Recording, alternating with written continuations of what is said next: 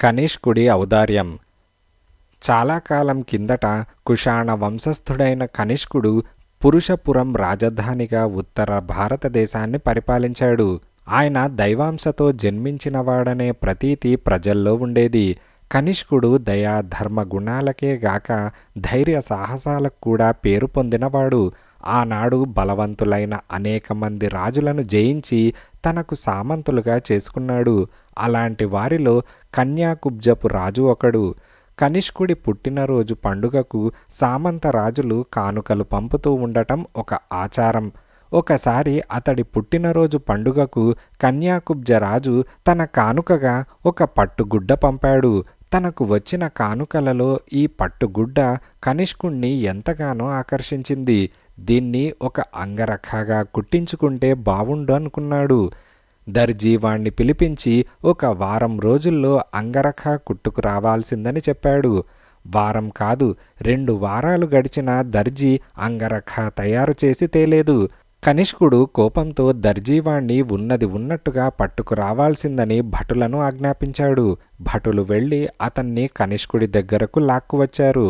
ఇంత ఆలస్యానికి కారణం ఏమిటని దర్జీని కఠినంగా ప్రశ్నించాడు కనిష్కుడు. అందుకు దర్జీ చేతులు జోడించి, మహాప్రభు, ఇందులో నా తప్పేమీ లేదు. తమరు అంగరఖా కుట్టమని ఇచ్చిన పట్టుగుడ్డ మీద 2 పాద చిహ్నాలు నేయబడి ఉన్నాయి. గుడ్డను ఎటు తిప్పి కుట్టినా ఆ పాద చిహ్నాలు తమ వీపు మీదకు రాగలవు. తమరే చిత్తగించండి అంటూ పట్టుగుడ్డను కనిష్కుడికిచ్చాడు. కనిష్కుడికి పట్టరాని కోపం వచ్చింది. పట్టుగుడ్డను సూక్ష్మంగా పరిశీలించి చూస్తే దర్జీ చెప్పింది సత్యమే అని తెలిసింది. ఇక అతడి రౌద్రానికి అంతులేదు. ఈ కన్యాకుబ్జ సామంతుడు నన్నే అవమానిస్తాడా? వాడి పొగరనుస్తాను అంటూ కనిష్కుడు మంత్రిని, సేనా నాయకుణ్ణి పిలిపించి సంప్రదించాడు. వారం రోజుల కల్లా సర్వ సైన్యాన్ని సమాయుత్తపరిచి కన్యాకుబ్జ రాజ్యం మీదకు దండయాత్ర బయలుదేరాడు. కనిష్కుడు సైన్యంతో తన దేశం మీదకు దండెత్తి వస్తున్నాడన్న వార్త కన్యాకుబ్జ రాజుకు తెలిసింది. బలవంతుడైన కనిష్కుణ్ణి తను ఎదురించలేనని కన్యాకుబ్జ రాజు గ్రహించాడు. ఇక కర్తవ్యమేమిటి? రాజు రానున్న ఉపద్రవాన్ని గురించి మంత్రితో చెప్పి, ఏదైనా ఉపాయం ఆలోచించండి అని అన్నాడు. అందుకు మంత్రి, మహారాజా, నేను ముందే తమకు ఆ రకమైన కానుక పంపవద్దని మనవి చేసుకున్నాను. కోరి నిద్రపోతున్న తాచుపాము తోక తొక్కారు. ఇది చేజేతులా తెచ్చిపెట్టుకున్న ఉపద్రవం అని అన్నాడు. ఇందుకు రాజు తల ఊపి, సరే, జరిగిపోయిందేదో జరిగిపోయింది, విచారించి ప్రయోజనం లేదు. ఏదో ఒకటి ఆలోచించి చేయకపోతే మనకు ప్రాణాలు రాజ్యము రెండూ దక్కవు అని విచారంగా అన్నాడు. అప్పుడు మంత్రి ఇలా చెప్పాడు, మహారాజా, అయితే మీరు ఎందుకు అని ప్రశ్నించకుండా వెంటనే నా చేతిని నరికించండి అని అన్నాడు. మంత్రి ఇలాంటి కోరిక వెళ్ళబుచ్చేసరికి కన్యాకుబ్జ రాజు కలవరపడ్డాడు. ఆయనకు రాజభక్తి పరుడైన మంత్రికి అంగ విచ్ఛేదం కలిగించటం సుతరాము ఇష్టం లేదు. కానీ చేసేదేమీ లేక తలారిని పిలిపించి మంత్రి చేతిని నరికించాడు.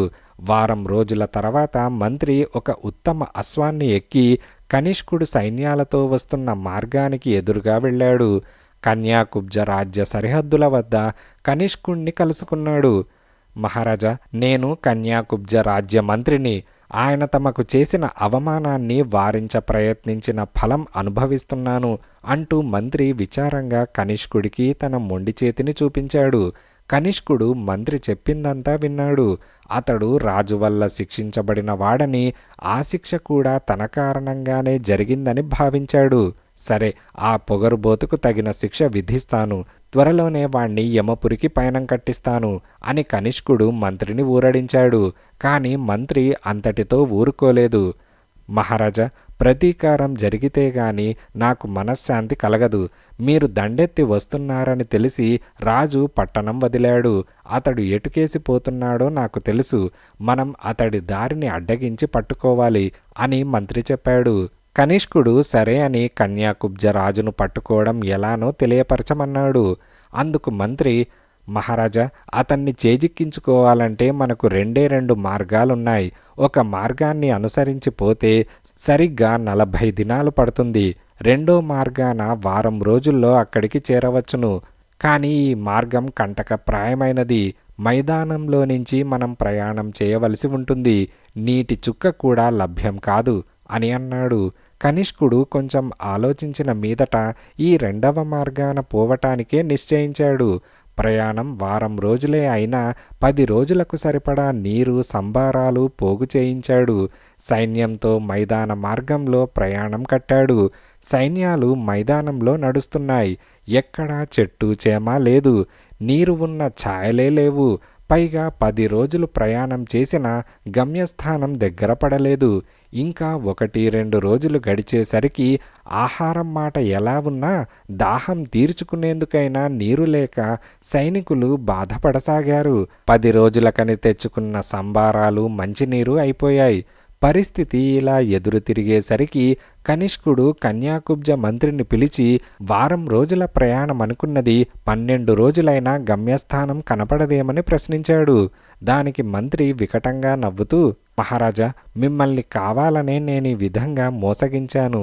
మీరేమో మా రాజును యమపురికి పంపుతానని ప్రతినపూనారు.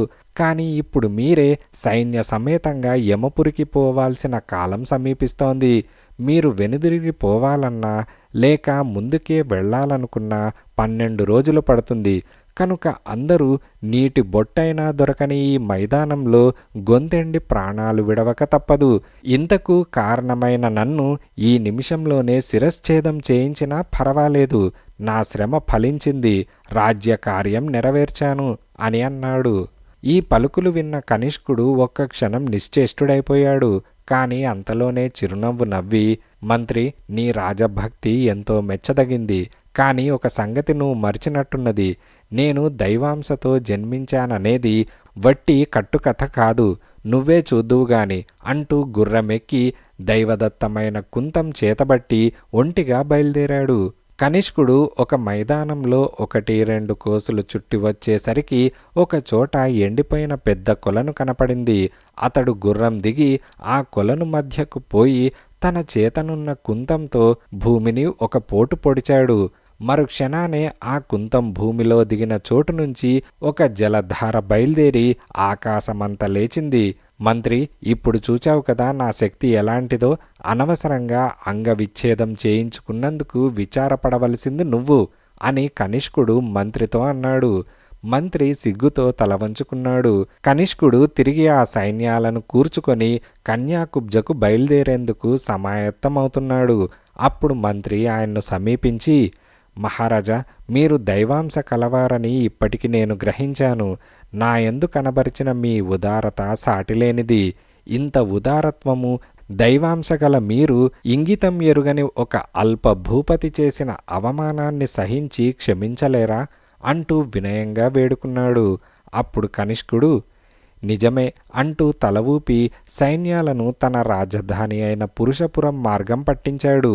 మంత్రి ఆయన వద్ద సెలవు తీసుకొని కన్యాకుబ్జకు చేరి రాజుకు ఈ శుభవార్త తెలియపరిచాడు.